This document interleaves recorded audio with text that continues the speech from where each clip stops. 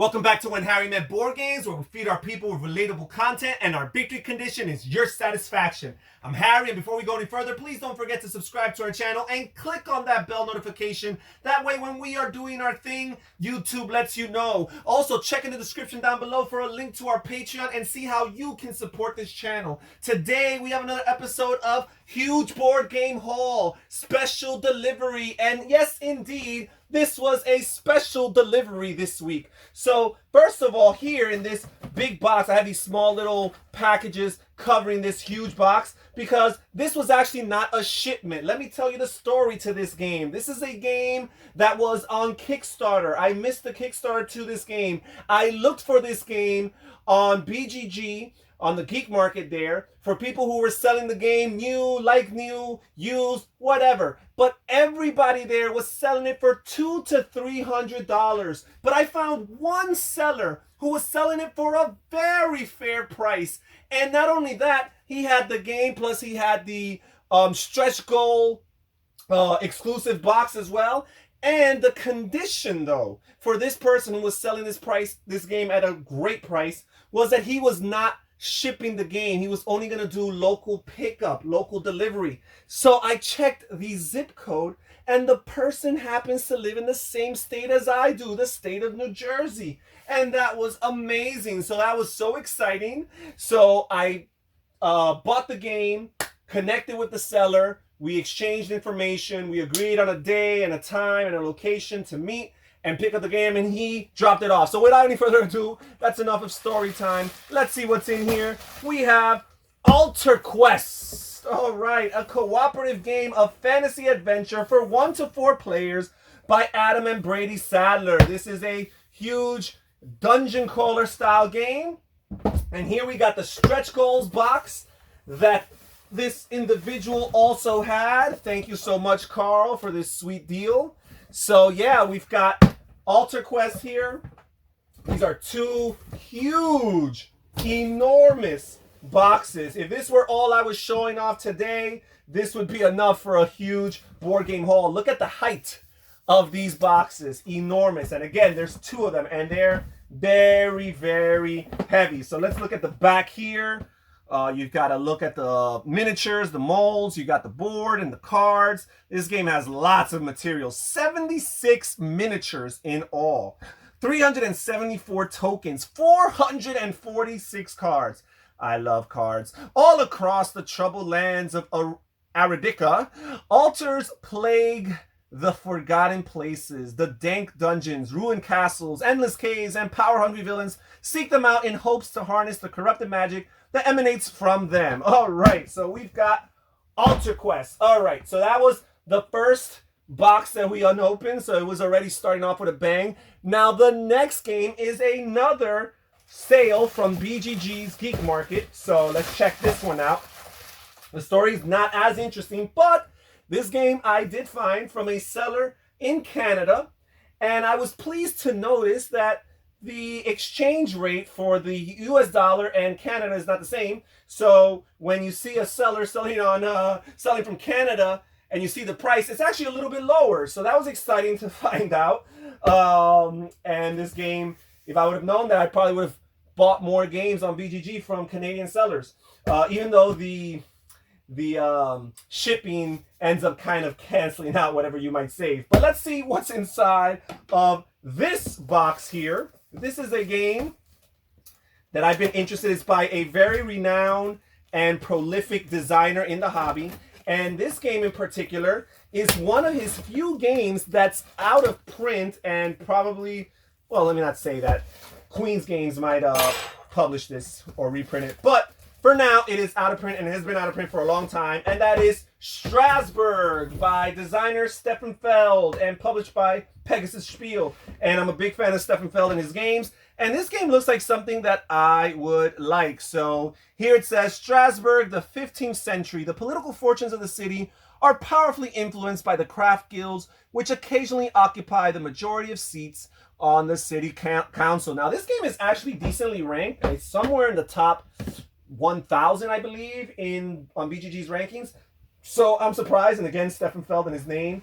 I'm surprised it has not been reprinted, but I do think that Queen Games, with their new city line of games that they're working on, starting with Hamburg and Amsterdam, I think that it's very possible that they will reprint this. Probably not with the same city as Strasbourg. They might change the city, rebrand it, choose another city in Europe. Who knows? But for now, I am very excited to add Strasbourg to my collection. All right, so there's that. Now let's move on to the next big box right here.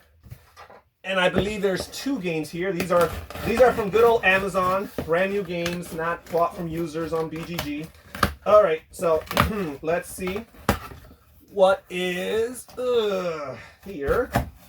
Okay, so first of all, we have got this game right here, and that is Carnival Monsters, a game designed by Richard Garfield. And this game, I don't know, it seems like from the description it has some card drafting and or deck building with some tactical elements to it, kind of like Magic the Gathering, which is Richard Garfield's claim to fame. And I'm a big fan of MTG. I'm also a fan of a lot of his other designs. I'm a fan of Netrunner, in particular the re-implementation by Fantasy Flight and Lucas Litzinger, Android Netrunner. I'm a big fan of Keyforge, and again, Richard Garfield and his design philosophy seem to connect and resonate with me. So here we got this Carnival Monsters, which is not as recognized as a game, but hey, I'm excited to give it a try. 2 to 5 players, ages 12 and up, 240 cards, 108 cardboard coins. So let's see what it says. The Royal Monstrological Society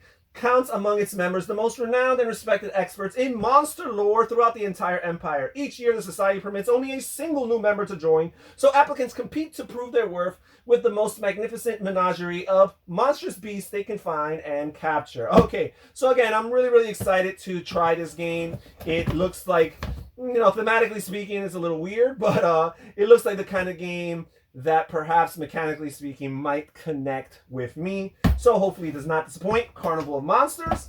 And we have another box in this game here, in this, or another box in this box. And we have Roll for the Galaxy, designed by Wei Hua Huang, I hope I'm saying that correctly, and Thomas Lehman, and published by Rio Grande Games. And I am a huge fan of Race for the Galaxy. And I mean, huge. I even like the expansions, which a lot of people don't like, and I just have fun playing that game. I like even playing it solo with the module that comes in one of the expansions. And here we got Roll for the Galaxy, and Roll for the Galaxy is very popular. A lot of people go back and forth as to which one is the preferred.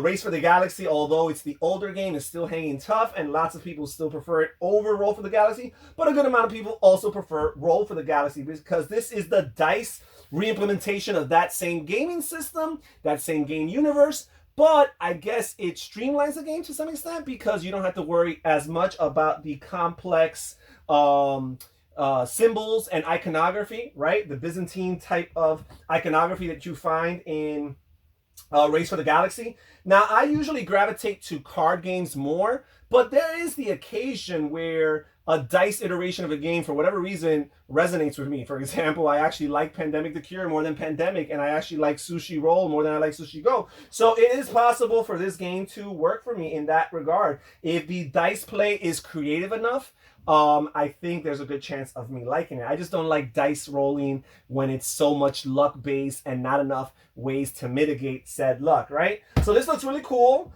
The estimated time, I'm interested and curious of seeing the... All right, 45 minutes. So this is going to be longer than the Race for the Galaxy game because I think Race for the Galaxy, at least at 2 players, heck, even with more players since it's simultaneous, really, is around 30-minute game. So this is going to be a little bit longer.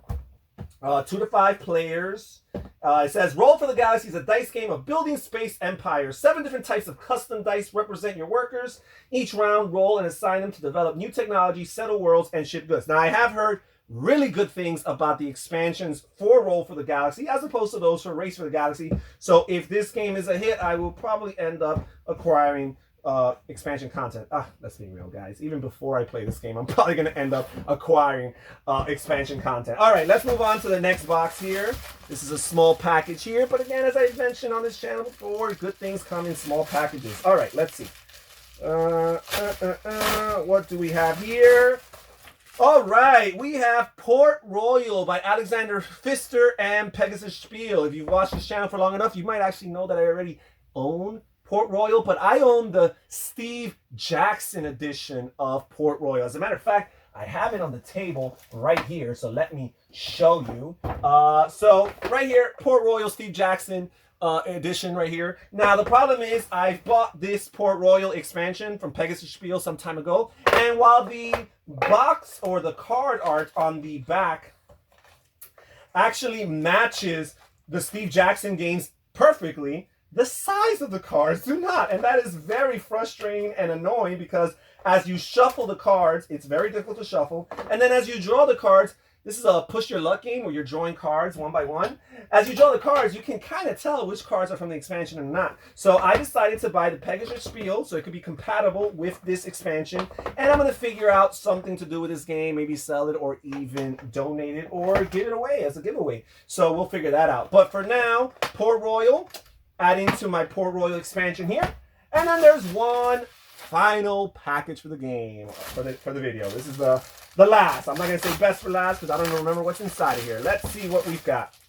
All right. Second Chance, designed by Uwe Rosenberg, and this is published by Stronghold Games. And this is one of Uwe's attempts or efforts to enter the world of roll and write. He's done a couple others, and it's kind of based on his polyomino system of games that he's been working on for several years now, starting with Patchwork and Cottage Garden and such. So yeah, you've got these polyomino shaped pieces and you're basically drawing them. You reveal cards, so it's not really a roll and write, it's more like a flip and write.